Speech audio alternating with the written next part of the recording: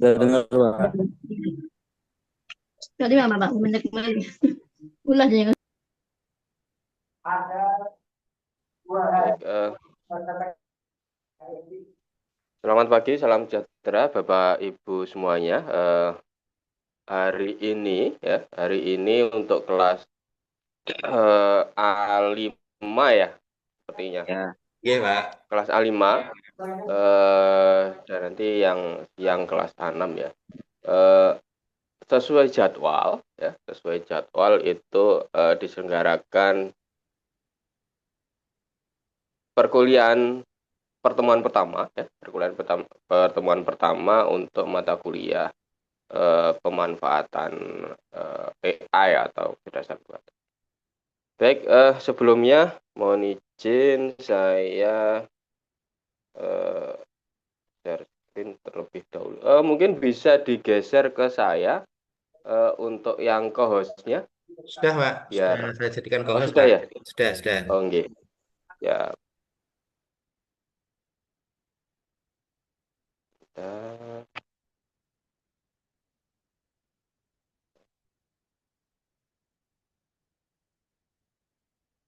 kali.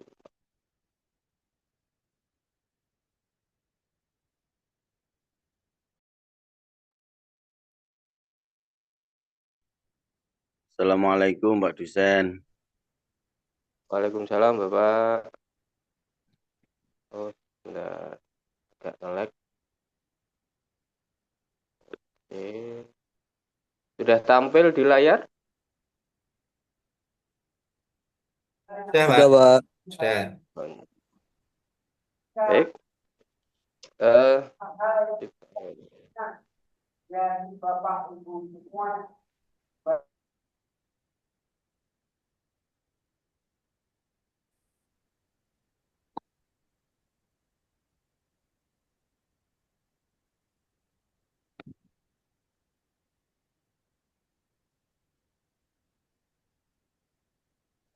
Oi. Hah? Masuk gak enak?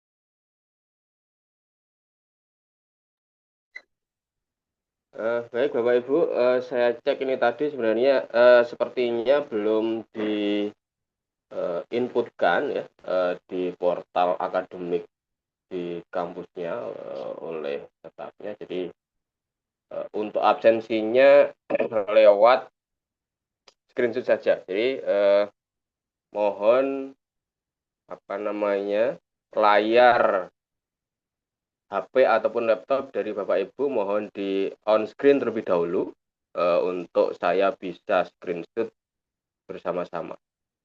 Baik, kita mulai. Bisa kita mulai ya, Bapak Ibu ya. Siap, Pak. Siap, Oke, Pak. 1, 2, 3. Oke, bentar.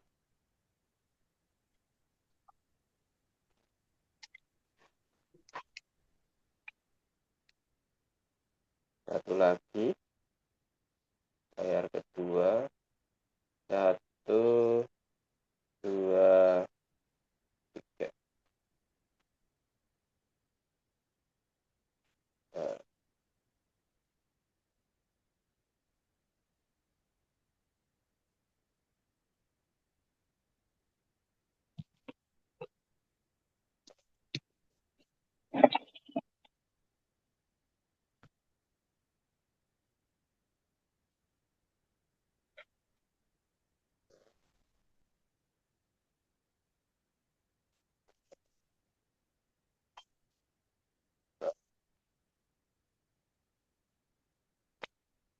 baik, Bapak Ibu, untuk pertemuan kali ini mungkin kita tidak akan lama ya. Saya mungkin akan melakukan pemaparan terkait apa-apa saja ya, apa-apa saja yang mungkin akan kita pelajari selama 1 semester ke depan ya, kaitannya dengan AI yang sudah kita kenal ya, ya mungkin Bapak Ibu sudah familiar dengan apa yang namanya AI atau kecerdasan buatan yang mungkin bentuknya ya atau pemanfaatannya itu sudah Bapak Ibu gunakan di kehidupan sehari-hari. Ya, sebentar saya share screen terlebih dahulu. AI.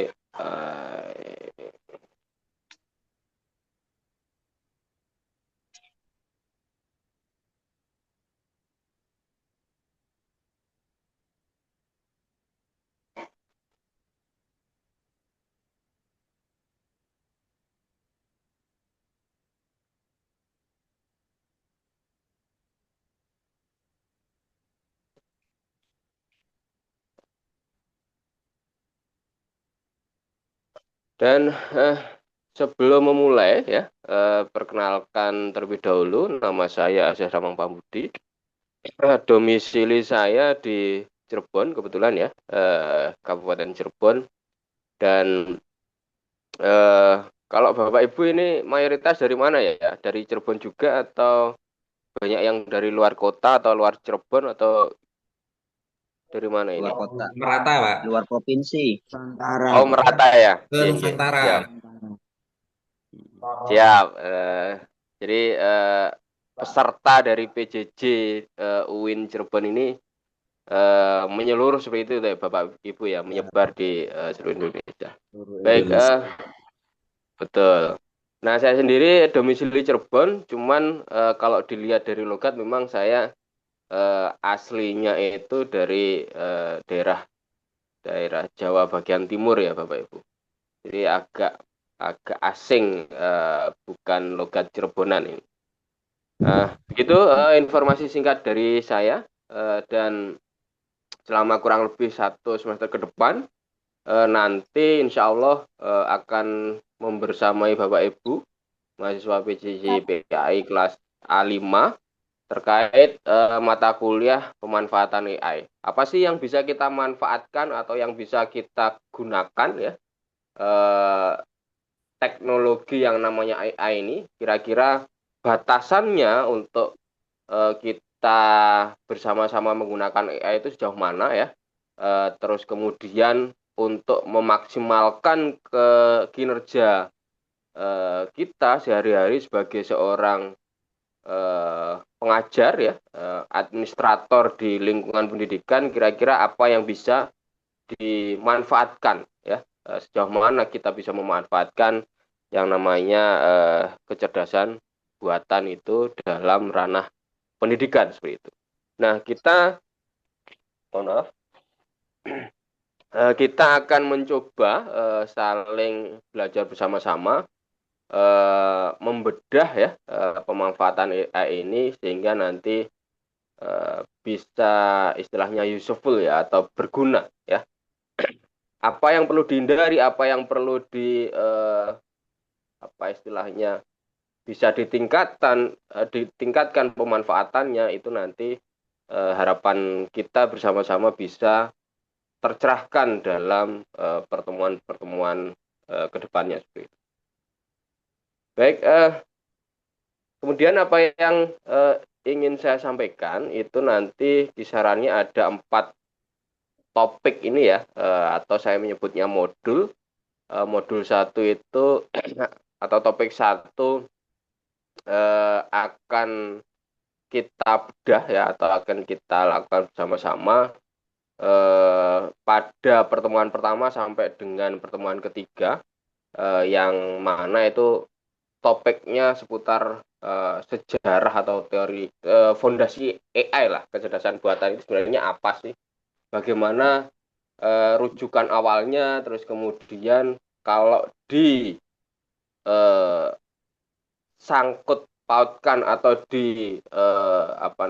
dikaitkan dengan pembelajaran ya, atau ranah pendidikan, itu nanti bentuknya seperti apa.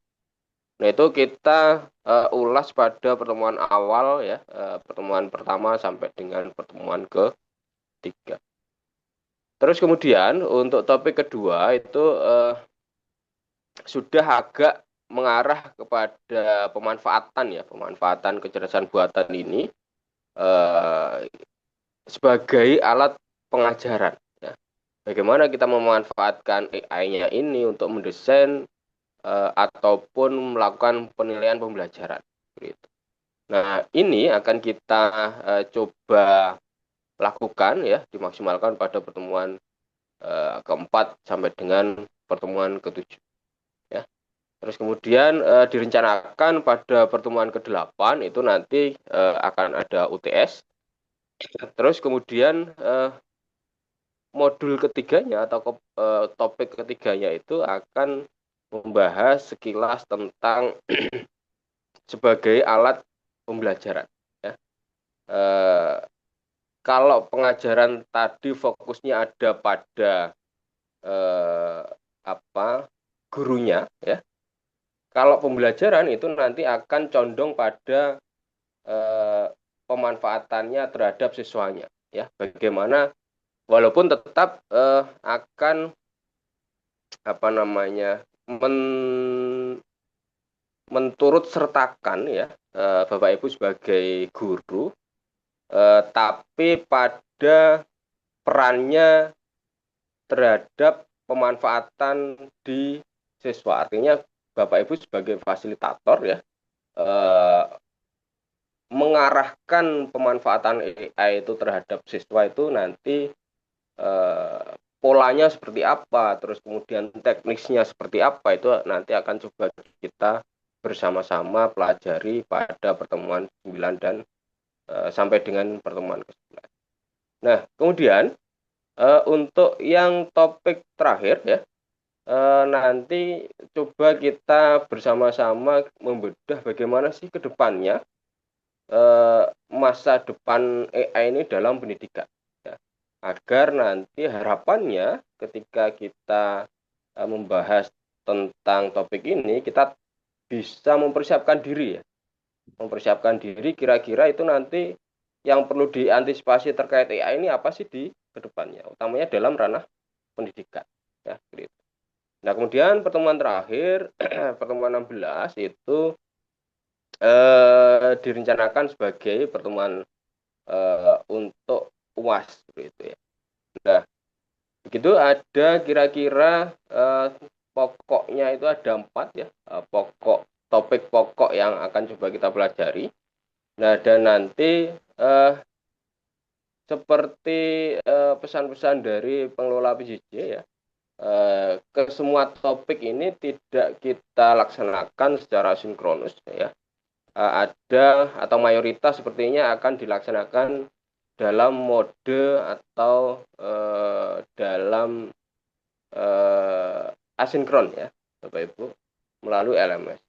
Dan menyinggung sedikit terkait dengan LMS karena ada sedikit perubahan sepertinya dari yang dulu itu, kalau nggak salah LMS-nya apa namanya ya, saya lupa itu.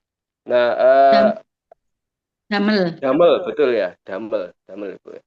Nah, ini bergeser ke pilar kalau tidak salah ya, bergeser ke pilar dan sepertinya baru pada tahap apa namanya, adaptasi ya. Terus kemudian ada juga yang beberapa hal itu masih dalam dipersiapkan, termasuk tadi saya ngotak-ngatik mata kuliah saya ternyata masih belum masuk di LMS-nya. Jadi untuk penyiapan materi, terus kemudian penyiapan tugas itu masih belum bisa saya lakukan. Jadi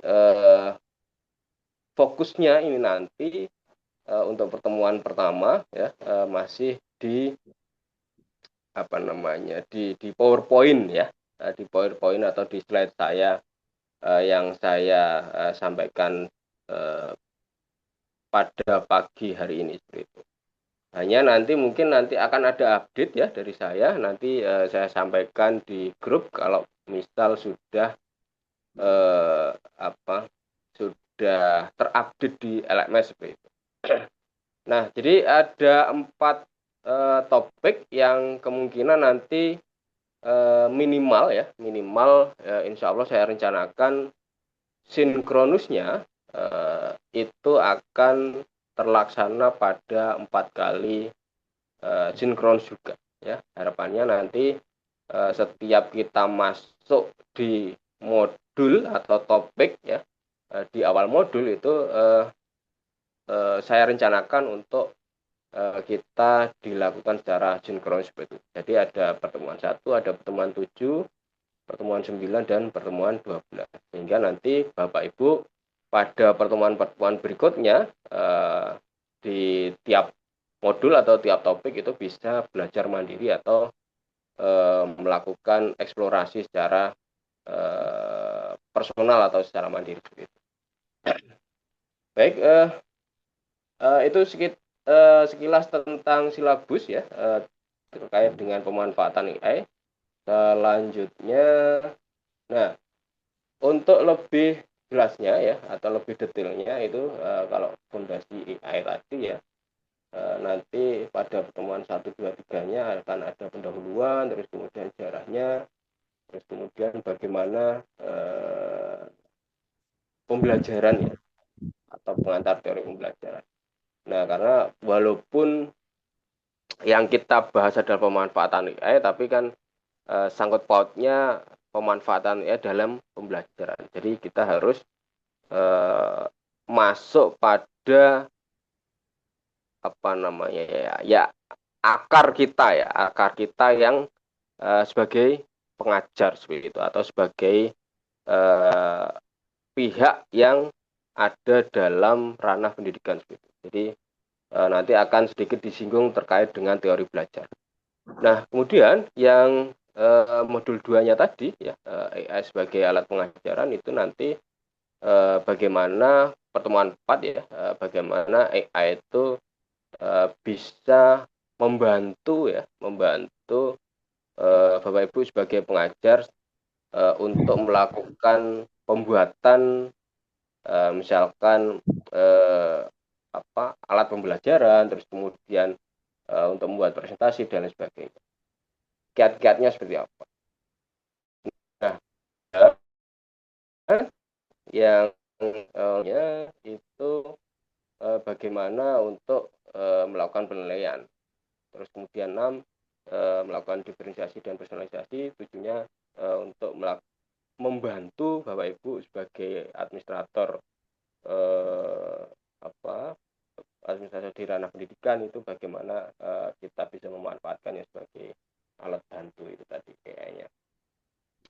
Kemudian untuk modul 3-nya sebagai pembelajaran, alat pembelajaran yang agak bergeser untuk dimanfaatkan siswa ya, bagaimana kita sebagai guru ya atau sebagai pendidik bisa mengarahkan siswa dalam menggunakan AI-nya. Nah, itu pada pertemuan 9-nya sebagai generatif AI ya, atau yang kita sering ketahui atau sering kita gunakan seperti ChatGPT itu bisa sebagai mitra belajar ya, atau sebagai sumber informasi alternatif itu batasannya nanti sejauh mana ya bisa digunakan. Nah, kemudian di pertemuan ke-10 ya, berpikir kritis di era AI ya. Bagaimana kita bisa memasukkan prompt ya atau kata-kata kunci untuk mencari topik-topik ya, mengarahkan ya siswa-siswa untuk agar itu bisa memancing critical thinking atau berpikir kritis dari tiap siswa ketika pembelajaran ya ataupun di luar pembelajaran. Nah, kemudian yang pertemuan ke-11 itu terkait dengan kreativitas pembelajaran. Dan kemudian yang modul keempat pertemuan 12 sampai pertemuan 15 itu terkait dengan bias-bias yang ada di yang ditimbulkan oleh pemanfaatan AI. Jadi memang kenapa kok kita harus aware ya atau harus tetap waspada pada setiap penggunaan AI, karena AI beberapa informasi yang dikeluarkan itu perlu melakukan tinjau ulang ya, perlu melakukan konfirmasi ulang apa-apa yang dikeluarkan ya. Seperti misalnya kita melakukan pencarian informasi di chat GPT itu informasinya itu perlu kita konfirmasi ulang pada info-info yang lebih valid. Ya, misalkan buku-buku yang dikeluarkan oleh oleh ilmuwan-ilmuwan yang sesuai dengan ranahnya. Jadi bias pada AI itu yang harus kita waspadai secara bersama-sama. Nah, kemudian masuk pada tahapan berikutnya ya. Kalau tadi sekilas kita mengupas apa sih yang akan kita pelajari pada satu semester ke depan. Nah, kemudian untuk yang selanjutnya ini kalau Bapak Ibu dilontarkan pertanyaan AI dalam pendidikan itu kira-kira kalau secara pemahaman singkat apa sih? Nah, kalau menurut Bapak Ibu, atau kira-kira apa yang terlontar di pikiran Bapak Ibu kalau mendengar kata-kata AI dalam pendidikan atau AI dalam pembelajaran? Mangga, silakan bisa disampaikan pendapatnya. Kira-kira apa Bapak Ibu?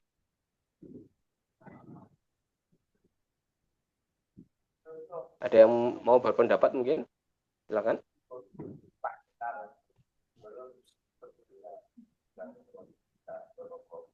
Kalau saya pribadi merasa Pak sebagai alat bantu saya mungkin ya Pak, lebih ke waktu pembelajaran seperti itu. Terus kalau semisal kita mau ulangan seperti itu atau RPP, nah kita bisa minta bantuan ke AI. Tapi memang tidak sepenuhnya apa yang ada di AI itu kadang jawabannya betul Pak. Kadang kita yang di AI itu kadang malah salah gitu loh. Kok seperti ini jawabannya nggak sesuai gitu. Jadi memang kita harus mengkaji ulang betul. Tapi paling tidak bisa untuk teman belajar kita, Pak. Ya, betul. Ya, Bu Umi J. Oh. Ada yang lain mungkin? yang mau sharing atau yang memberikan pendapat singkat ya. Kalau AI dalam pendidikan atau AI dalam pembelajaran ya, khususnya kira-kira yang terbersit apa kalau ada kata-kata itu tadi? Sarana, Pak. Sarana untuk menunjang dalam pembelajaran, untuk mempermudah. Saya rasa itu, Sarana Pak. dalam, biasanya yang dipakai apa Pak kalau Pak Mujib Pak? Yang pernah dipakai lah. Yang dipakai ya Google Form sih Pak, atau searching di apa yang gambarnya ruwet kusut itu, lupa jadinya. Apa Pak itu Pak? ChatGPT bukan? Juga bisa, terus apa? Oke, ChatGPT. Ya, ChatGPT atau Canva banyak sih Pak. Jadi penggabungan, jadi biar menarik aja. Jadi sarana penunjang untuk apa? Untuk anak-anak biar menarik dan lebih menyenangkan, lebih memahami. Itu aja sih Pak, secara singkatnya. Betul. Ada yang lain mungkin? Satu lagi? Ya, terima kasih Pak Mujib.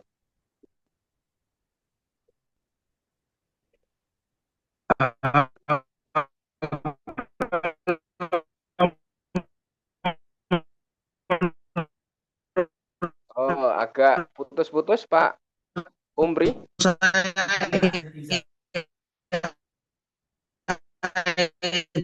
Baik. Mungkin akan memberikan pendapat tertentu, tapi mohon maaf suaranya agak putus-putus Pak Umri. Atau di saya aja atau di Bapak Ibu yang lain ya? Buatan Pak. Jadi cerdasnya cuma dibuat-buat, padahal hanya seperti yang dulu. Cerdas.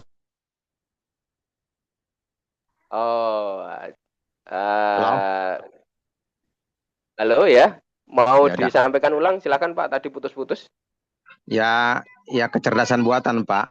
Yang cerdas itu dibuat-buat. Kalau saya emang nggak cerdas itu. Baik, terima kasih. Jadi ya memang betul dari apa yang disampaikan oleh teman-teman tadi ya, Bapak Ibu, bahwa memang AI ini memang bisa dimanfaatkan begitu. AI ini memang bisa dimanfaatkan untuk membantu tugas kita sehari-harinya ya. Kalau dulu di Google kita itu mencari informasi yang muncul hanya pada tampilan informasi yang masih levelnya ya kita harus mencari ya. Kita harus mencari informasi mana yang memang betul-betul itu sesuai dengan yang kata kunci kita tuliskan. Kalau sekarang itu sudah pada level yang lebih tinggi lagi, Bapak Ibu ya. Walaupun sekarang halaman ataupun hasil pencarian Google itu sudah agak menyerupai ChatGPT juga ya. Walaupun Google juga sudah memiliki yang namanya semacam ChatGPT yang namanya Gemini ya. Mungkin Bapak Ibu sudah familiar juga. Nah, jadi ya kalau dulu ya seperti saya sampaikan tadi, informasi itu muncul dari yang apa kata kunci yang kita ketikkan itu muncul hanya informasi-informasi yang sesuai saja dengan yang kita ketikkan, terus kita secara manual atau secara mandiri harus mencari mana kira-kira yang paling sesuai dengan yang kita cari. Nah, kalau sekarang itu kita lebih dimanjakan lagi ya, lebih dimanjakan lagi dengan informasi yang langsung satu pintu seperti itu, yang itu seolah-olah bahasanya sangat rapi sekali ya, bahasanya sangat rapi, terus kemudian informasinya juga sangat menjanjikan. Nah, akan tetapi bahasa yang rapi itu tadi sepertinya cukup melenakan bagi kita ya, cukup melenakan bagi kita yang tidak taunya itu sebenarnya seringkali berhalusinasi ya AI ini ya, sehingga apa namanya, kita perlu konfirmasi ulang ya hasil-hasil yang dimunculkan oleh AI ini tadi ya.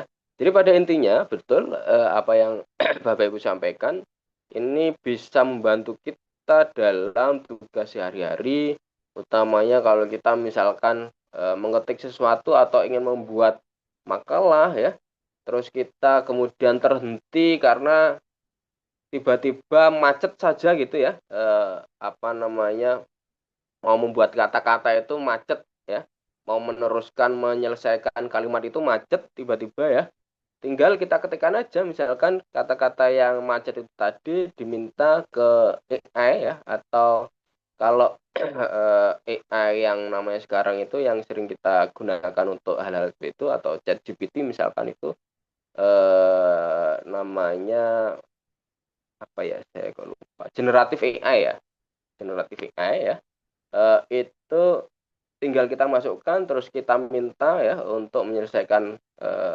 kalimatnya, itu nanti akan terbantu ya, atau akan muncul saran-saran kira-kira yang sesuai dengan kalimat kata-kata awal, terus kemudian akhirnya itu nanti seperti apa, itu akan muncul saran-saran kalimat yang menurut dia sesuai ya, menurut dia. Jadi seperti itu. Nah, itu akan sangat berguna sekali ya memang dalam hal untuk ranah seperti itu. Nah, tidak beda jauh ketika itu awal-awal muncul yang namanya Google ya, yang awalnya kita itu mendapat informasi cuma mungkin dari radio ya, televisi, terus kemudian koran ya, mungkin yang lebih lama lagi ya. Terus kemudian tiba-tiba muncul yang namanya Google ya, mesin pencarian itu ya. Kita bisa apa namanya, mengetikkan sesuatu yang kemudian nanti itu akan muncul informasinya ya. Nah, pada waktu itu saja mungkin kita sudah sangat apa ya, terbantu ya, merasa terbantu dengan informasi yang apa dimunculkan oleh mesin pencarian Google itu. Nah, sekarang ini lebih levelnya lebih di atas lagi ya. Jadi apa istilahnya, beruntunglah kita yang masih hidup atau masih diberikan kesehatan, masih diberi kenikmatan untuk menjalani hidup di tahun-tahun ini ya, dan tahun-tahun mendatang ya, bisa menikmati teknologi-teknologi yang sangat ya dibilang aneh ya, dibilang kemudian maju ya, ya seperti ini kondisinya. Jadi kurang lebih seperti itu ya. Kemudian, nah, kenapa kok kita atau pihak PJJ ya, pihak PJPAI itu memasukkan mata kuliah pemanfaatan AI ya? Karena memang AI ini sudah bukan masa depan lagi, Bapak Ibu ya. AI sudah bukan masa depan lagi.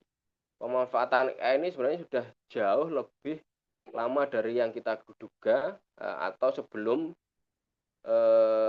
ChatGPT ya. Karena AI ini kan identik dengan ChatGPT. Kemunculan ChatGPT itu menggambarkan ya seolah-olah ini ada awal kemunculan AI. Tapi sebenarnya, mohon maaf, tapi sebenarnya penggunaan yang namanya kecerdasan buatan ya, itu sudah jauh dilakukan pada periode-periode sebelumnya ya. Jadi AI ini bukan lagi masa depan ya, AI ini sudah eranya sekarang ya. Kita sudah apa namanya, sudah hidup berdampingan dengan AI ya, sudah dari tahun-tahun sebelumnya sebenarnya. Hanya penggaungan istilah AI itu baru terjadi pada mungkin 5 tahun ke belakang ya, dan kemudian gongnya adalah kemunculannya ChatGPT. Nah, kemudian memahami AI itu adalah bagian dari literasi digital ya, sebagai yang, atau seperti yang saya sampaikan tadi, bahwa AI itu bukan lagi masa depan ya, AI itu adalah era sekarang ya. Eranya sekarang itu adalah AI, era digitalisasi ya. Era sekarang itu era digitalisasi. Nah, salah satunya produknya adalah AI. Nah, dan kita atau Bapak Ibu sebagai calon pendidik ataupun sudah sebagai pendidik ya, itu ya harus adaptif ya. Atau setiap orang harus adaptif ya. Kalau tidak adaptif ya, siapapun itu ya, entah itu kita sebagai manusia atau sebagai mungkin pihak lain sebagai secara institusi ya, itu akan sangat apa istilahnya ya, akan sangat rugi ya kalau misalnya itu tidak adaptif di setiap masanya. Bapak Ibu mungkin dulu pernah ada atau pernah dengar yang namanya Nokia ya Bapak Ibu ya, atau BBM ya, BBM Messenger ya, mungkin dulu pernah pakai BlackBerry ya. Itu dulu saya kira salah satu atau salah dua ya produk yang sangat kuat pada masanya ya. Bagaimana kita ya mungkin kalau periode-periode awal 2000 ya kira-kira 2005 sampai dengan 2010 ya, atau mungkin sebelumnya yang sudah memiliki HP ya, ya saya kira HP-nya ya Nokia ya pada waktu itu ya, yang mungkin 50% sampai 80% itu yang dimiliki adalah HP dengan brand Nokia ya, sangat kuat sekali. Nah, entah bagaimana ceritanya ya, kalau saya dengar sih karena memang pihak-pihak dari perusahaan tersebut kurang mampu beradaptasi sehingga ya sekarang tinggal nama ya. Ada ya, tapi sudah sangat jauh sekali ya di belakang Samsung ya, di belakang mungkin brand-brand lain yang sekarang cukup agresif adalah brand Cina ya, walaupun tentu di mata orang secara keseluruhan ya masih agak apa namanya ya, walaupun sekarang produk-produk Cina itu sudah sangat berbeda dengan produk Cina yang zaman dahulu.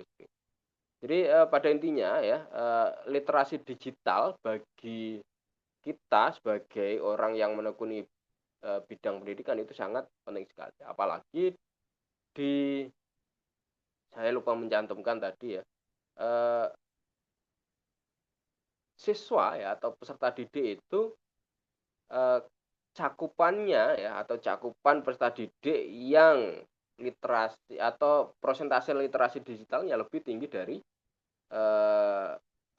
pendidiknya ya. Jadi siswa itu lebih banyak secara persentase yang menggunakan AI untuk pembelajaran daripada pendidiknya.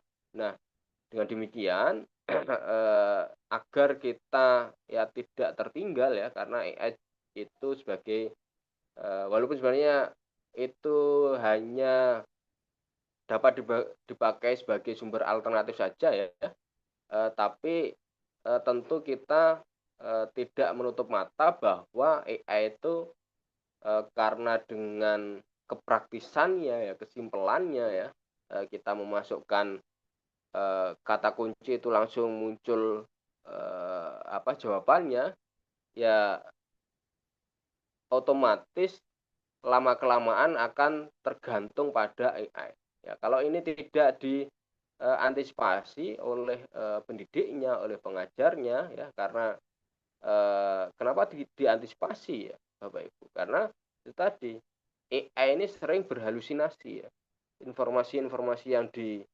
dikeluarkan ya atau yang dihasilkan itu kadang-kadang perlu dikonfirmasi ulang seperti itu ya.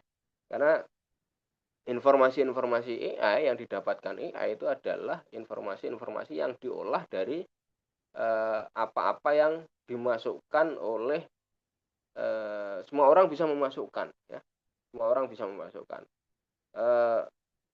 kata-kata yang Bapak Ibu masukkan dalam ChatGPT itu nanti akan diserap ya oleh istilahnya machine learning-nya dia ya, untuk kemudian diolah sebagai basis datanya dia. Jadi halusinasi yang ditimbulkan AI itu adalah sesuatu hal yang sangat harus kita khawatirkan dan harus kita antisipasi seperti itu. Nah, kemudian sebagai calon pendidik ya itu tadi ya, kita perlu menjadi pengguna yang kritis dan kreatif ya, bukan sekedar sebagai penonton saja ya. Kita harus bisa memanfaatkan ya, kita harus mampu untuk memanfaatkan secara bijak ya, secara bijak. Nah, kemudian menjawab tantangan etika, kesetaraan dan integritas akademik ya, karena halusinasi itu tadi ya, kita harus memberikan istilahnya batasan ya, bagaimana sih atau sejauh mana kita harus menggunakan si AI ini dalam pembelajaran utamanya.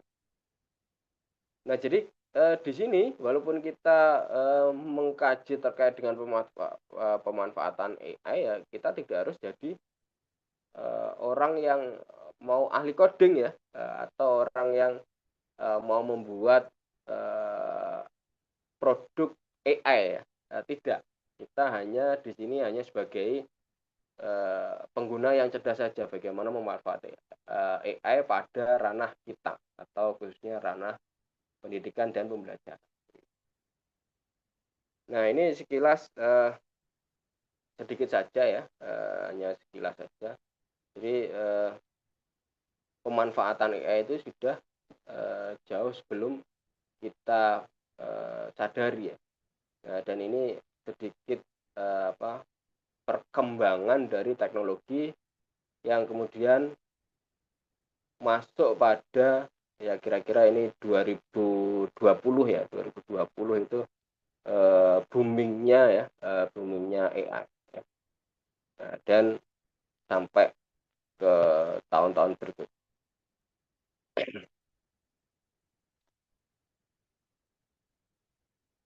Nah,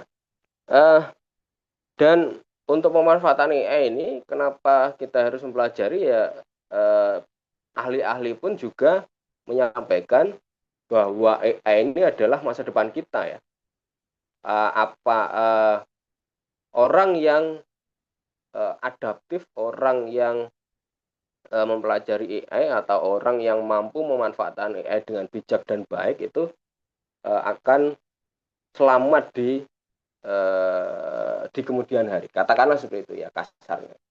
Nah, kemudian walaupun memang beberapa pihak orang-orang penting dalam bidang teknologi ya itu menggarisbawahi juga bahwa AI ini adalah sesuatu yang jahat ya. Seperti yang disampaikan oleh Elon Musk, mungkin Bapak Ibu pernah mendengar bahwa dengan AI atau kecerdasan buatan kita itu sebenarnya telah membangunkan telah membangunkan ya kasarnya ya demon itu iblis atau setan ya, karena dengan tidak bijaknya kita ya itu kita akan malah merugi ya. Dan hanya saja ada orang yang memang bahwa adanya walaupun ada AI tapi tetap tidak menurunkan sentuhan-sentuhan dari si manusianya. Artinya kita harus tetap adaptif ya, agar AI ini dapat dimanfaatkan secara maksimal ya. Nah, kalau secara pengertian ya, orang yang mendalami AI itu ya memberikan definisi bahwa ilmu dan rekayasa pembuatan mesin cerdas ya, pengertian AI. Nah, khususnya pada program komputer cerdas. Nah, yang pada intinya memang bahwa AI itu adalah mesin yang mampu melakukan tugas yang biasanya membutuhkan kecerdasan manusia ya. Nah, memang ada istilah yang namanya neural network ya, artinya kecerdasan jaringan otak ya, jaringan otak artifisial. Jadi seolah-olah biar bisa menyampaikan informasi-informasi yang mudah untuk dipahami oleh manusia, si AI ini diberikan jembatan ya, mesin yang namanya neural network kita. Jadi data-data yang dikeluarkan dari basis si AI itu kemudian diolah oleh neural network ini, yang kemudian nanti luarannya itu dapat dengan mudah dipahami, karena kata-katanya itu cenderung seperti kata-kata yang dikonsumsi oleh manusia. Nah, itulah.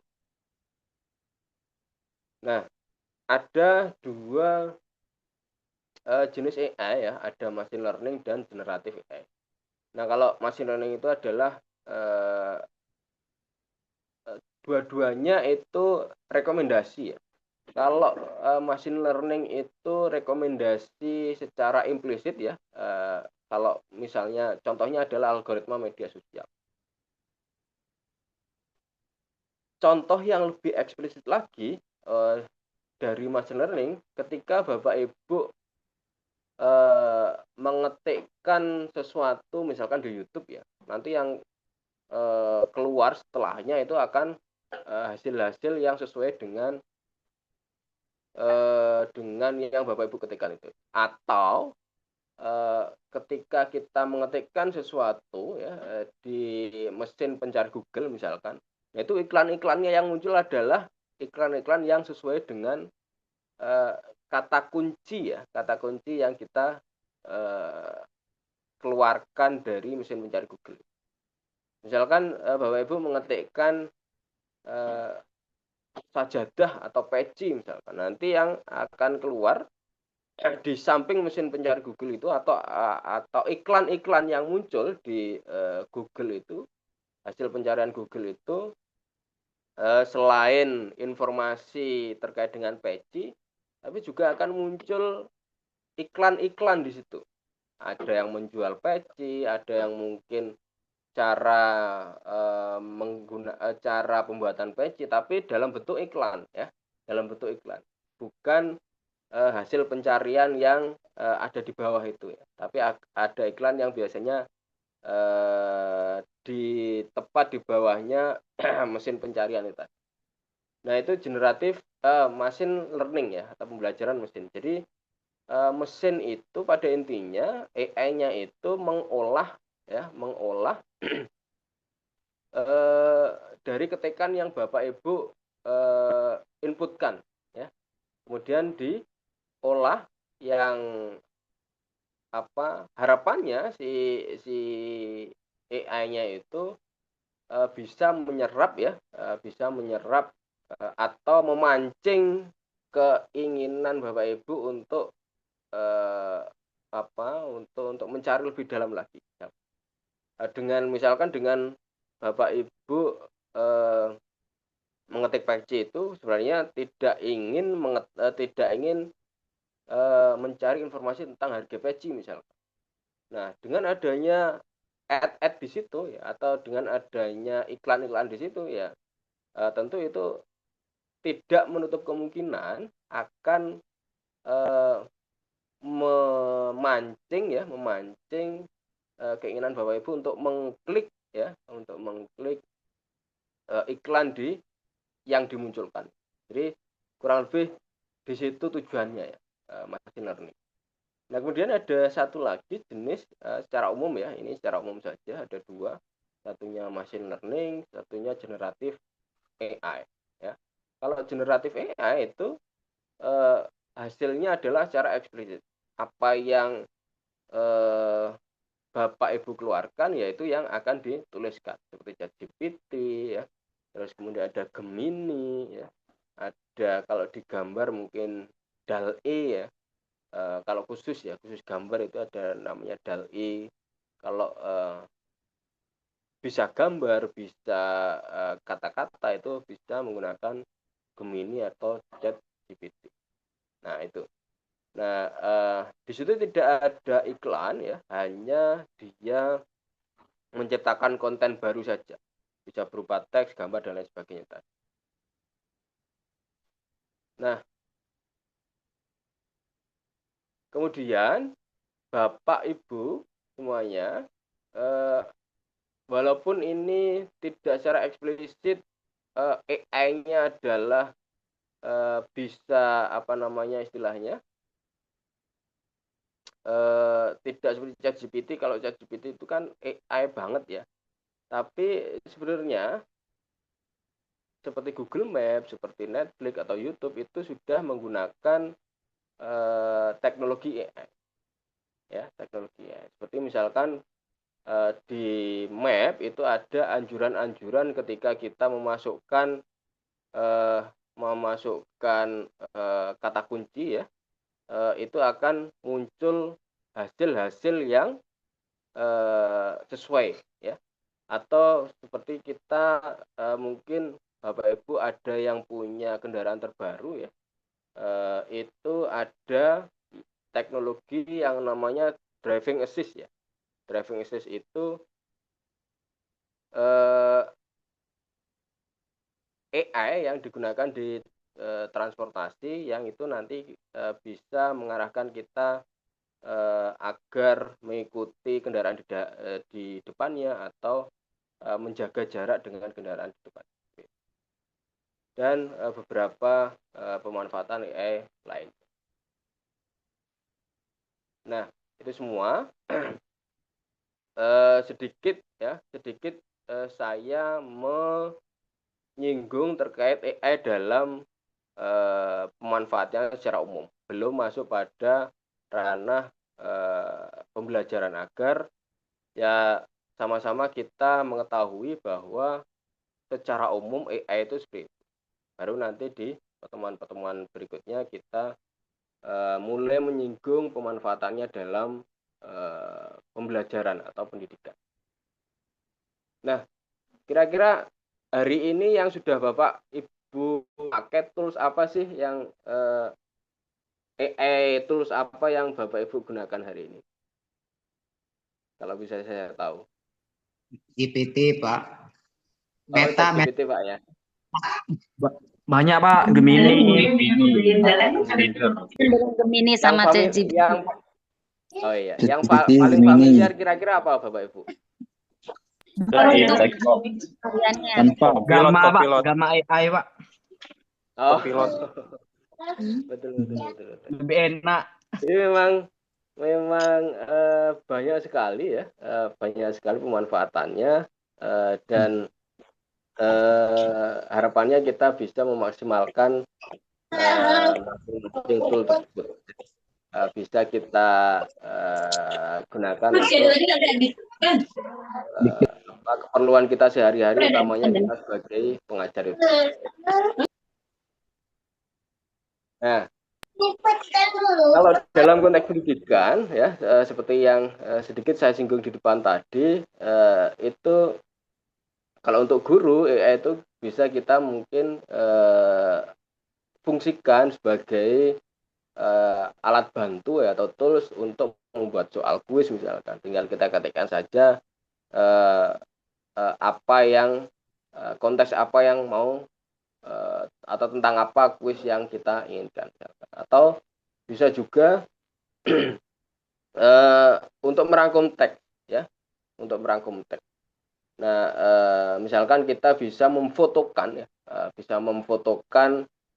teks yang ingin kita rangkum, kemudian kita inputkan ke ChatGPT misalkan ya, kita tuliskan ketikan atau ketikan prompt ya, ataupun kata kunci ya, untuk AI-nya itu atau ChatGPT-nya itu untuk merangkum teks yang ada di halaman buku tersebut. Nah, itu bisa kita lakukan ya. Atau menulis pesan ya, atau menulis email yang untuk sesuatu ya. Nah, misalkan ingin memberikan saran ya, diminta untuk memberi saran untuk menulis pesan tertentu ya, yang sesuai konteks ya, mungkin yang sopan atau yang apa itu bisa. Keliru Dan untuk siswa itu sumber informasi alternatif yang sangat berguna sekali ya bagi siswa, karena seperti ChatGPT misalkan itu gratis ya, ada yang gratis ya. Kalau yang berbayar itu saya kira tidak perlu ya, karena yang gratis saja sudah bisa. Dan informasinya pun juga untuk informasi-informasi yang ringan-ringan itu sangat bagus sekali ya. Terus kemudian brainstorming tugas ya, misalkan mungkin bapak ibu pendidiknya atau pengajarnya memberikan tugas tertentu, itu nanti siswa bisa diarahkan untuk bagaimana sih brainstormingnya atau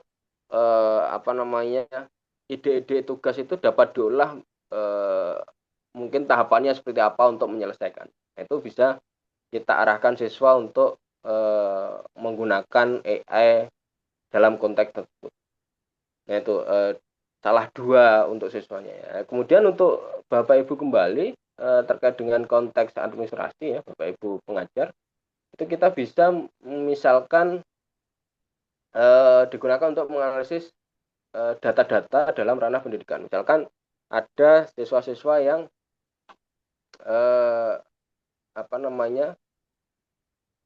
mayoritas mengalami kesulitan misalkan, nah itu nanti dengan kita memasukkan data-data pada ChatGPT-nya misalkan, itu nanti kita bisa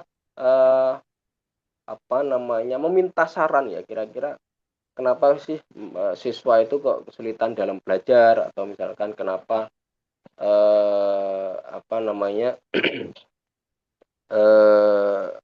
atau misalkan memberikan solusi, kira-kira apa yang bisa kita lakukan untuk solusi dari kesulitan si siswa. Nah itu bisa memberikan atau bisa dimanfaatkan untuk hal-hal yang begitu. Nah, selanjutnya kelihatannya ini slide terakhir ya, sebelum kita akhiri. Sebagai bahan diskusi saja Bapak Ibu, kira-kira nanti terkait dengan AI ini ada ya, sering kali orang atau pengamat itu menyampaikan bahwa adanya AI ini sebagai pisau bermata dua ya, bisa positif dan juga negatif. Walaupun memang setiap hal itu pasti punya hal positif dan punya hal negatif. Tapi terkait dengan AI ini saya minta nanti tolong Bapak Ibu sampaikan apa sih ya peluang adanya AI ini yang ditimbulkan dalam ranah pendidikan itu seperti apa. Kemudian tantangan ataupun khawatirkan yang ditimbulkan oleh AI pada ranah pendidikan itu juga kira-kira apa yang dikhawatirkan. Nah, itu sebagai bahan diskusi kita sebelum kita nanti masuk pada pertemuan-pertemuan selanjutnya ya, untuk modul 1 atau topik 1 tadi. Nah, bahan diskusi ini mohon nanti masukkan pada atau dituliskan jawabannya pada LMS nanti ya. Jadi karena saya belum setting, karena belum di setting ulang oleh admin pusatnya, belum dilakukan ya. Jadi nanti kalau sudah ada, kalau sudah Bapak Ibu sudah bisa memasukkan diskusinya atau jawaban diskusinya di LMS, saya nanti akan beritahukan segera ya. Begitu Bapak Ibu yang bisa sampaikan di pendahuluan perkuliahan kali ini, dan saya mohon maaf tadi ada beberapa hal yang belum bisa saya sampaikan secara maksimal, utamanya terkait dengan absensi itu tadi ya Bapak Ibu, terus kemudian juga LMS-nya ya, begitu. Ada yang mau disampaikan sejauh ini? Ya Pak dosen, mungkin untuk materinya nggih Pak dosen dikirimkan di grup MK. Oh siap. Baik, dan nanti saya mungkin kirimkan sebelum pertemuan yang kedua itu juga Kalau bisa untuk materinya dikirimkan juga Pak dosen. Ya, memang saya usahakan nanti setiap PPT yang atau setiap materi yang saya berikan untuk di-share ke teman-teman di grup seperti itu. Ada lagi mungkin? Makasih Bu Umi. Siap Pak dosen. Pak dosen. Ada lagi yang ingin disampaikan Bapak Ibu? Itu kan AI itu kan banyak macamnya ya. Tapi Iya, kadang-kadang kalau kita menanyakan ke GPT begini, ke Meta begini, ke Gemini begini, itu bisa beda itu ya. Nah itulah Bapak. Karena memang AI itu kan masing-masing punya basis data ya. Nah basis data setiap AI, ChatGPT, Meta, itu beda-beda. Seperti Bapak, seperti misalkan Bapak Ibu punya satu pertanyaan, ditanyakan ke setiap orang itu pasti jawabannya akan beda-beda. AI pun juga kayak gitu. Pengalaman kalau orang kan pengalaman ya, kalau AI namanya basis data ya. Setiap basis data AI atau setiap pengalaman AI itu beda-beda, walaupun mungkin ada benang merahnya ya. Ada benang merahnya.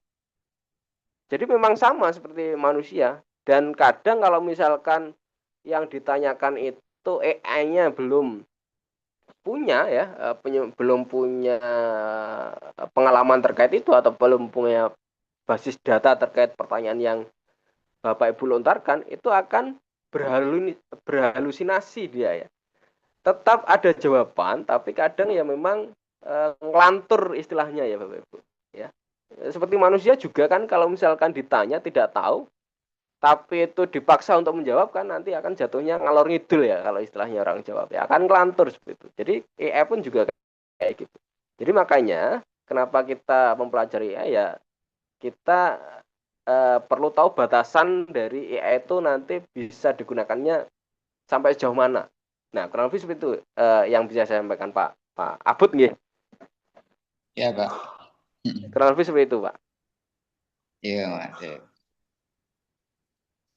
Jadi memang itu sesuai dengan pengalaman atau basis data yang dia miliki. Jadi ya memang akan berhalusinasi ya. Walaupun memang satu dua kali atau beberapa jawaban itu sesuai ya.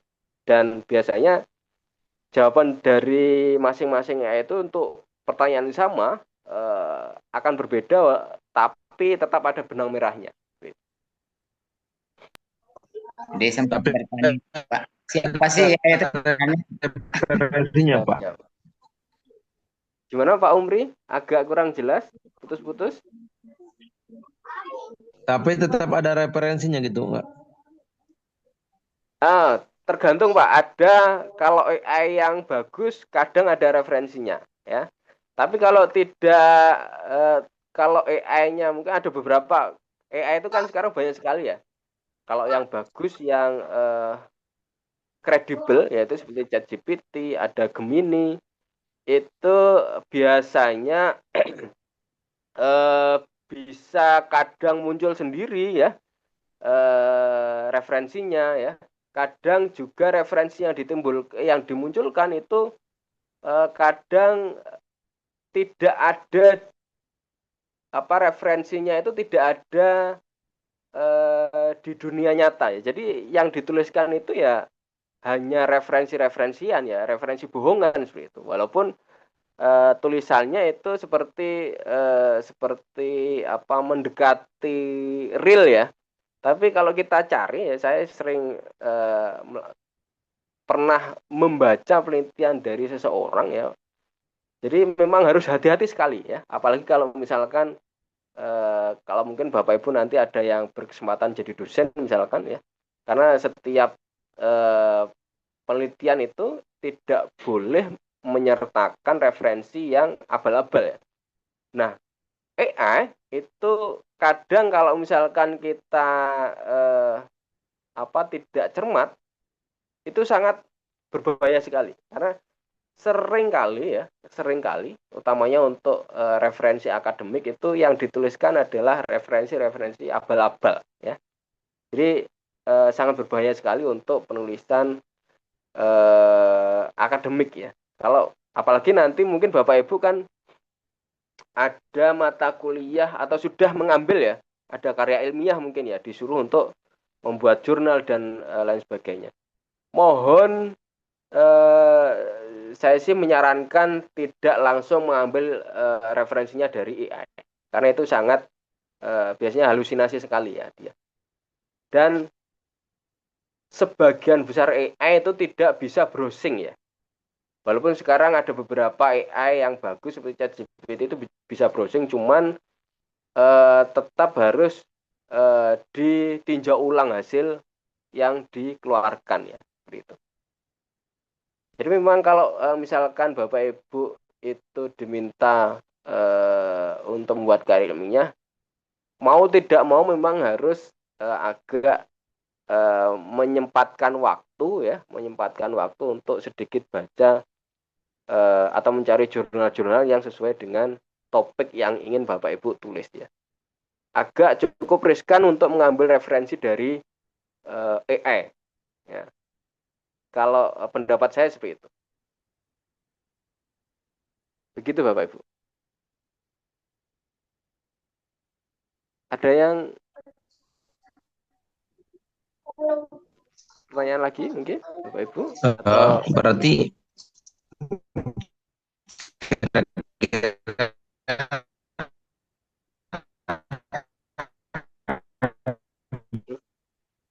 agak kurang jelas Pak Umri, putus-putus kembali. Kurang tinggi ya Umri, kau naik ke pohon.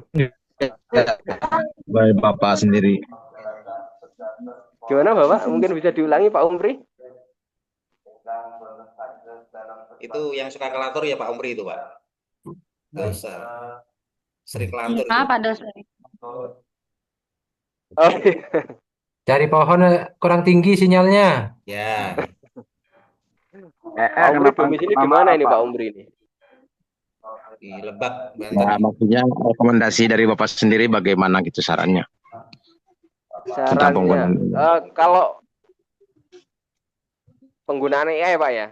Atau saran untuk apa Pak? Iya begitu. Oh, kalau pengguna, ya gimana Bapak? Kedengaran saya saran itu Pak, sarannya maksud saran menggunakannya kayak. Ya, ya, maksudnya rekomendasi dari Bapak sendiri atau sarannya bagaimana gitu tentang penggunaan AI ini. Kalau ya baik, kalau untuk AI memang itu tadi sudah disampaikan bahwa AI ini hanya sebatas sebagai sumber alternatif saja Bapak. Dan setiap informasi yang keluar dari AI, kalau ini mau difungsikan sebagai tulisan akademik, itu harus dicari ulang, ya, harus dicari ulang. Ya memang agak rumit, cuma nanti biar informasi yang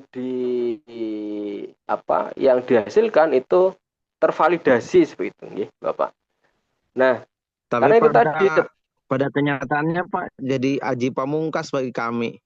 Betul, memang Bapak Ibu, yaitu karena itu tadi saya juga menyampaikan bahwa karena kepraktisannya, ya, kita ngetik langsung muncul, ya. Kalau itu hanya sebagai hanya difungsikan sebagai sumber informasi untuk kita saja, ya. Misalkan untuk kita mau mencari informasi singkat, oh ini apa sih kira-kira? Kalau misalkan hanya itu saja tidak apa-apa. Cuma nanti kalau misalkan Bapak Ibu itu menggunakannya untuk membuat jurnal misalkan, itu kadang kalau misalkan yang dosennya yang review itu mungkin agak kaku atau gimana, ini itu akan cukup tanda kutip membahayakan, ya, bagi Bapak Ibu, ya.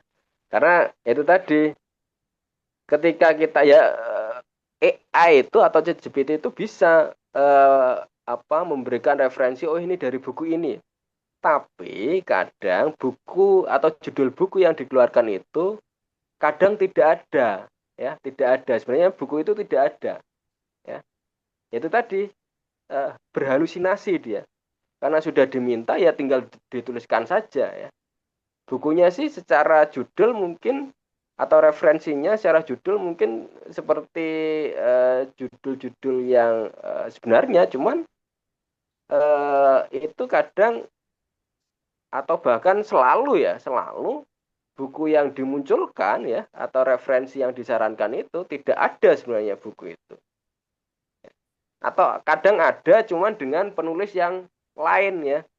Misalkan penulisnya namanya A tapi dituliskan di situ judul bukunya itu dituliskan oleh orang yang lain atau penulis yang B. Nah itulah. Jadi memang suka berhalusinasi. Saya tidak menyarankan, ya, untuk dipakai sumber utama, ya, untuk penulisan akademik, ya. Misalkan jurnal dan skripsi dan lain sebagainya. Tetap harus perlu konfirmasi, ya, perlu konfirmasi. Ya memang memang apa istilahnya, ya, memang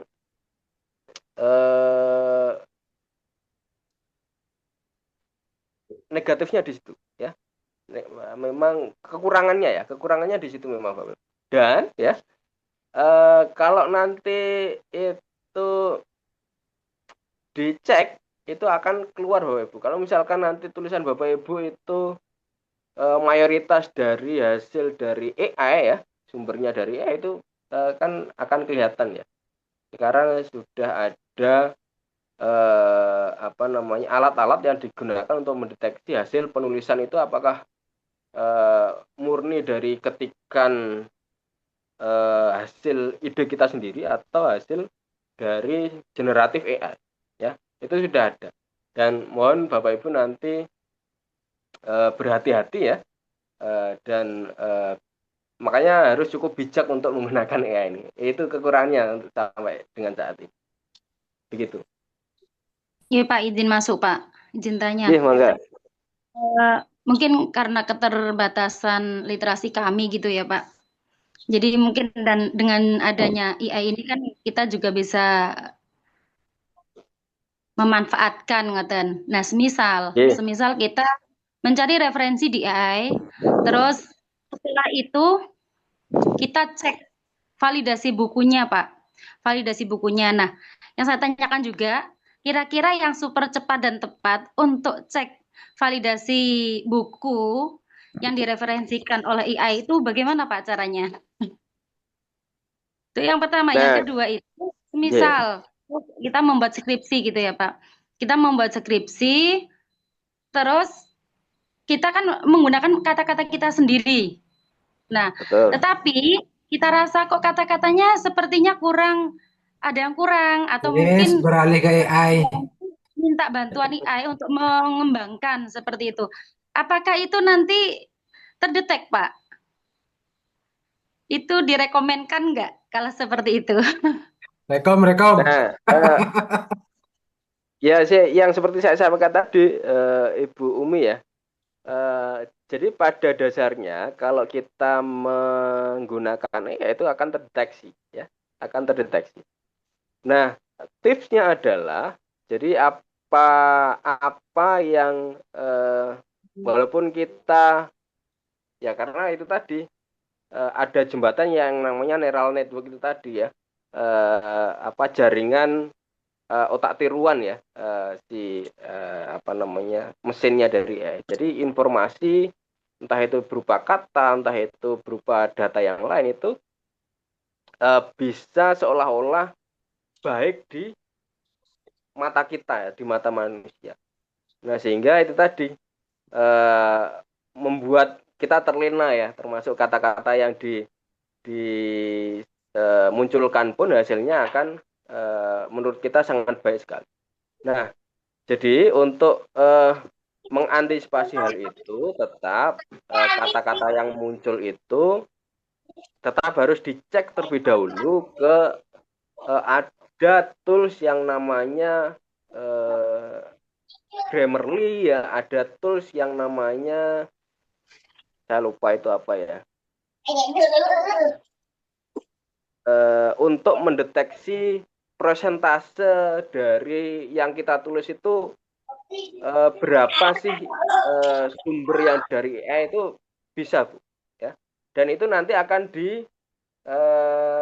diperlihatkan, oh ini yang tulisan AI yang mana, oh ini yang termasuk tulisan dari kita yang mana, itu akan nanti diperlihatkan. Nah, tinggal nanti kita mau tidak mau memang harus namanya apa ya, kalau ya intinya mengedit supaya itu tidak terkesan seperti hasil dari AI, ya. Itu mau tidak mau harus dilakukan, ya. Itu satu. Nah, kemudian pertanyaan yang pertama ya, tadi terkait dengan sumber. Kalau menurut saya, hemat saya ya, ya karena satu itu yang paling utama, kita tidak bisa mempercayai sepenuhnya yang dituliskan atau informasi-informasi yang dihasilkan oleh AI, ya. Jadi memang kalau misalkan Bapak Ibu pengen mencari alternatif ya, pengen mendapatkan atau pengen mencari informasi dari AI terlebih dahulu, itu bisa ya. Misalkan kita buku yang misalkan Bapak Ibu di PAI ya, misalkan cari apa ya yang enak informasi ya, statistika untuk PAI misalkan, atau jangan statistika ya, apa ya, sejarah Islam misalkan ya, buku-buku sejarah Islam misalkan ya Bapak Ibu. Nah, sarankan buku-buku sejarah Islam atau sarankan buku-buku referensi sejarah Islam misalkan seperti itu. Nah, itu nanti karena Bapak Ibu sudah menuliskan pertanyaan seperti itu, memasukkan prompt atau kata kunci seperti itu di ChatGPT misalkan, itu ChatGPT mau tidak mau dia menuliskan ya, nanti akan muncul ya, akan muncul ya referensi-referensi berdasarkan prompt yang kita masukkan tadi atau kata kunci yang kita masukkan tadi. Tapi ya kita tetap perlu, jadi kalau referensi yang muncul itu kita kopikan ya, kita kopikan ke Google, mau tidak mau itu Bapak Ibu ya, karena itu saya kira itu 99% yang muncul di generatif AI atau ChatGPT dan semacamnya itu akan memunculkan daftar-daftar buku yang halusinatif ya. Jadi mungkin bukunya tidak ada atau bukunya ada tapi dengan penulis yang lain dan sebagainya, itu pasti akan muncul hasilnya seperti itu. Jadi memang Bapak Ibu harus menuliskan ya judul-judul buku yang keluar itu di Google. Tetap harus seperti itu. Tetap harus melakukan konfirmasi ulang di Google. Karena sampai dengan saat ini saya kira Google hasil yang dikeluarkan itu adalah hasil-hasil nyata ya. Nah, kalau si ChatGPT yang kita takutkan kan itu banyak hasil-hasilnya yang tidak nyata, walaupun apalagi untuk minta saran referensi. Nah, itu yang kita takutkan ya. Yang saya takutkan itu, yang dikhawatirkan itu. Karena hasil-hasil yang dikeluarkan itu tidak nyata, halusinatif sifatnya. Begitu saya kira ya Ibu Umi ya. Mungkin bisa menjawab atau ada pertanyaan lagi. Oke, siap Pak dosen. Sedikit bisa mencerna. Cuma yang masih apa namanya dalam hati itu yang tadi itu yang saya tanyakan pertama kali. Semisal kita sudah buat skripsi 1 halaman gitu ya Pak dosen ya. 1 halaman terus kata-katanya kita itu ke ChatGPT itu hanya tolong perbaiki. Nah, gitu loh Pak dosen. Tolong perbaiki makalah yang sudah saya buat. Misal seperti itu. Lah itu kan nanti AI itu kan akan menyusun kalimat-kalimat mungkin ya sedikit ilmiah, misal saya gitu. Nah, itu kira-kira tetap terdetek pure untuk dari AI Pak dosen. saya tidak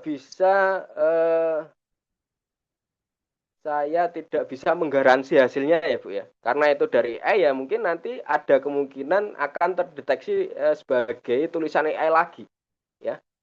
Jadi memang kalau ya ada kemungkinan ya akan terdeteksi tulisan AI lagi ya.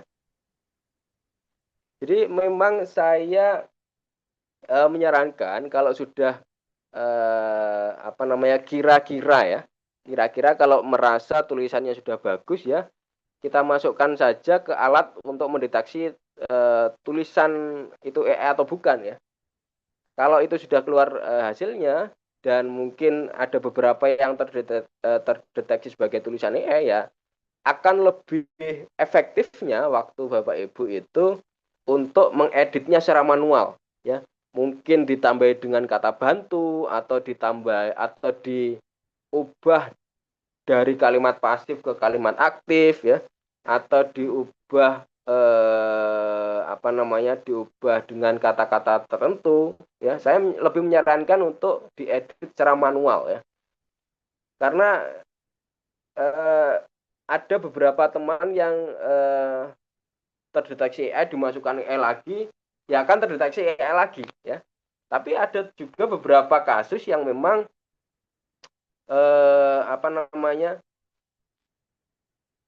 terdeteksi AI dimasukkan AI disuruh untuk merubah kata-katanya dengan konteks yang sama itu tidak terdeteksi. Jadi saya tidak bisa menggaransi ya Ibu ya. Kasus per kasus akan beda hasilnya. Ya itulah AI ya. Jadi memang AI itu ya tolong dimanfaatkan sebagai alat bantu saja. Jangan kalau misalkan walaupun itu memang cukup cukup membantu, kalau misalkan cukup membantu waktu Bapak Ibu ya. Kalau memang itu hasilnya langsung bagus itu cukup membantu. Tapi ya saya itu tadi tidak bisa menggaransi hasilnya. Ya karena itu tadi hasil dari AI itu seringkali halusinatif ya. Halusinatif. Begitu Bu Umi.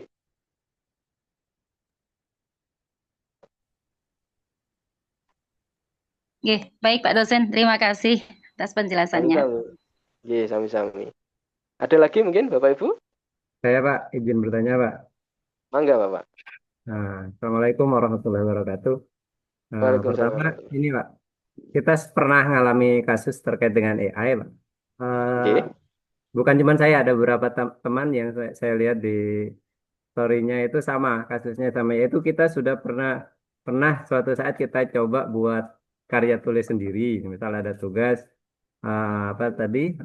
kita berusaha untuk membuat yang murni kita buat sendiri dan cari referensi sendiri. Tapi ketika kita buka di GPT Zero, itu ternyata terdetek AI, Pak. Nah, itu sering. Beberapa teman saya lihat juga di story-nya itu seperti itu. Saya juga pernah coba. Nah, itu solusinya seperti apa, Pak? Terus yang kedua, mohon maaf terkait dengan kuliah kita, Pak.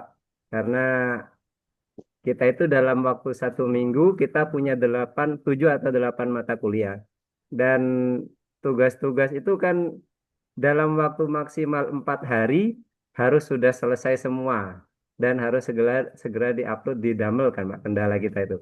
Jadi otomatis milih yang praktis dan juga karena waktunya juga terbatas, akhirnya sebagian besar kita itu memanfaatkan AI hampir 100%.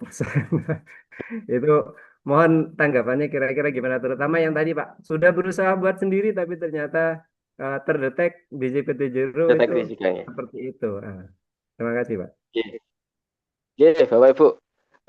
Terima kasih Pak Said J. Oke Pak. Nah itulah memang ini agak cukup apa istilahnya tricky nggih. Kadang kita buat sendiri terdeteksi juga, kadang dari AI juga malah kadang tidak terdeteksi. Nah itu ya saya tidak bisa karena kembali lagi kasus per kasus itu treatmentnya beda nggih. Treatmentnya beda, dilalahnya juga kadang ya namanya juga buatan manusia juga ya Pak ya. 95% ya kalau misalkan kalau persentase di probabilitas itu mungkin bisa menjalankan fungsinya secara normal. Itu 5%-nya kadang memang kayak gitu, Pak. Hasilnya apa namanya beraneka ragam, atau hasilnya masuk pada apa namanya errornya ya. Nah, jadi memang itu agak tricky juga, dan mungkin itu bisa dikonfirmasi ulang ke detektor dari GPT ya, karena kita tahu bahwa untuk pendeteksian generatif AI itu tidak hanya satu ya, tidak hanya GPT-0 juga, tapi ada macam-macam ya, ada banyak yang lain. Itu mungkin bisa dikonfirmasi ke hasil ke alat-alat yang lain atau tools yang lain. Nah, itu yang bisa saya sampaikan ya. Karena memang saya juga pernah menemui hal seperti itu, di teman saya juga menemui hal seperti itu. Ada yang pakai GPT tapi tidak terdeteksi, ada yang murni tulisan hasil karya yang bersangkutan sendiri juga kadang malah terdeteksi juga. Jadi memang kasus per kasus itu agak unik memang ya, begitu Pak. Jadi saya satu-satunya yang bisa saya sarankan mungkin bisa dicek dengan alat detektor lain. Itu satu. Nah, kemudian untuk tugas-tugas dan terkait dengan jadwal Bapak Ibu yang padat, ya ada berapa mata kuliah Pak semester ini? 8 nggih? 8, Pak. Oh ya, 8 sama KKN, Pak. Oh ya, baik Bu. Dan seperti yang pada semester sebelumnya juga di kelas B kalau nggak salah itu, pada intinya untuk saya tidak mau memberatkan Bapak Ibu karena mungkin di hampir 90% atau 100% mungkin ya Bapak Ibu sudah punya tugas tambahan yang lain, dan perkuliahan dijalankan secara apa namanya secara berbarengan gitu. Jadi untuk tugas-tugas insya Allah saya dibuat apa istilahnya ya yang penting intinya tidak memberatkan Bapak Ibu ya, tidak memberatkan Bapak Ibu. Sebisa mungkin saya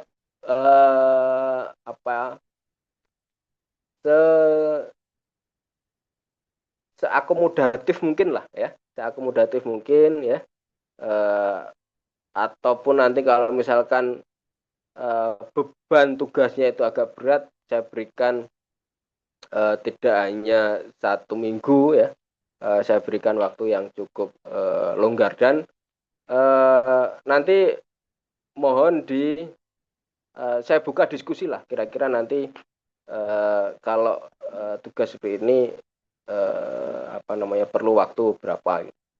Walaupun ya mungkin saya tidak bisa menyenangkan semua pihak ya, begitu Bapak Ibu. Insya Allah seakomodatif mungkin tugas yang diberikan, dan tidak akan yang aneh-aneh lah ya. Karena saya tahu bahwa Bapak Ibu perkuliahannya ini dijalankan berbarengan dengan tugas lain yang sudah Bapak Ibu emban seperti itu. Begitu. Begitu Pak Said J.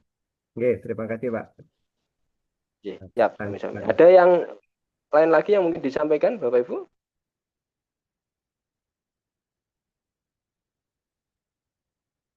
Mungkin nanti yang Bapak Ibu ada yang telat masuk itu nanti bisa japri ya, bisa japri ke saya untuk nanti, karena belum bisa absensi saat ini juga ya. Jadi mungkin bisa japri ke saya untuk nanti bisa saya susulkan di portal ya absensinya. Begitu Bapak Ibu yang mungkin bisa saya sampaikan. Kalau tidak ada pertanyaan lagi mungkin cukup sekian ya. Kita lanjutkan mungkin di pertemuan berikutnya secara asinkron ya. Nanti kita diskusi saja di grup atau sharing di grup.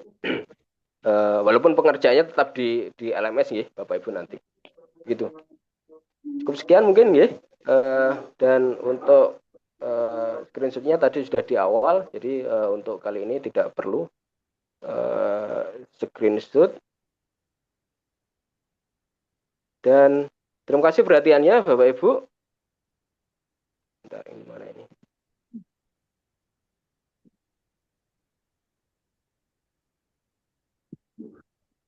Dan kurang lebihnya saya mohon maaf. Sekali lagi mungkin ada yang mau disampaikan sebelum kita akhiri? Atau cukup? Cukup, Pak. Cukup, Pak. Cukup. Ya, baik, terima kasih. Cukup, Pak. Terima kasih, Pak. Kami Bapak Ibu, dan semoga nanti di minggu-minggu berikutnya bisa kita laksanakan secara lancar dan hasilnya pun nanti di akhir bisa memuaskan seperti itu. Dan cukup sekian dari saya. Terima kasih perhatiannya. Mohon maaf bila ada salah-salah kata. Billahi taufiq wal hidayah. Wassalamualaikum warahmatullahi wabarakatuh. Waalaikumsalam warahmatullahi wabarakatuh. Waalaikumsalam warahmatullahi wabarakatuh. Bapak Ibu izin live nggih. Nggih, Pak. Bapak.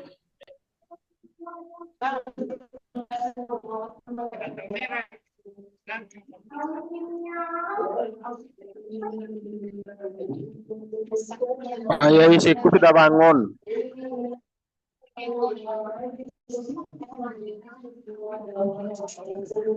Pamit dulu ya, mau sholat zuhur ya. Uangnya Pak Jainal Mustafa hilang. Nggih, monggo. Assalamualaikum.